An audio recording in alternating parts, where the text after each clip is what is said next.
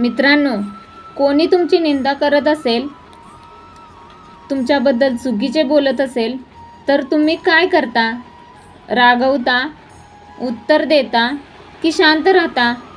तर आज आपण जाणून घेऊया स्वामी समर्थांच्या शिकवणीतून निंदेला कसे सामोरे जायचे आणि निंदकांच्या बोलण्याला आपल्या प्रगतीची ताकद कशी बनवायची. स्वामी सांगतात, निंदेला लगेच उत्तर देऊ नका. कोणी आपली निंदा केली म्हणून लगेच रागाने उत्तर देणे टाळा आणि मन शांत करा. रागाने घेतलेला निर्णय अनेकदा परिस्थिती बिघडवतो. स्वामी सांगतात, स्वतःवर विश्वास ठेवा. लोक काय बोलतात यापेक्षा आपण काय करतो हे महत्त्वाचे आहे. निंदेमुळे आपल्या चांगल्या कामात अडथळा येऊ देऊ नका. स्वामी सांगतात, निंदेमध्ये काही सत्य आहे का ते तपासा.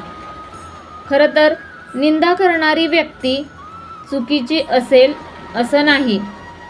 तिच्या बोलण्यात आपल्या एखाद्या चुकीकडे लक्ष वेधणारा भाग असेल तर तो स्वीकारून स्वतःमध्ये सुधारणा करा. स्वामी सांगतात, खोट्या निंदेकडे दुर्लक्षच करा. प्रत्येक आरोपाला स्पष्टीकरण देत बसण्याची गरजच नाही.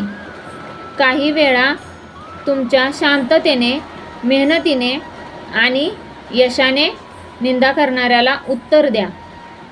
स्वामी सांगतात, सूड घेऊ नका.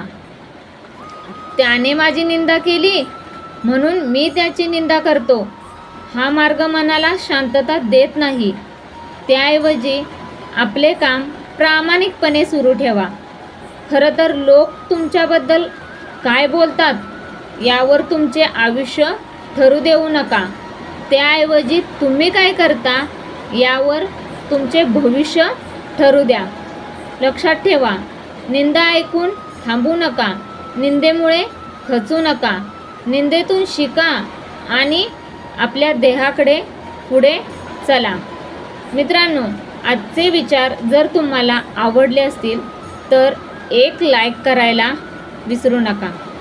चला तर मग पुन्हा लवकरच भेटूया अशाच सकारात्मक विचारासह. तोपर्यंत स्वतःची काळजी घ्या आणि आनंदी राहा. धन्यवाद.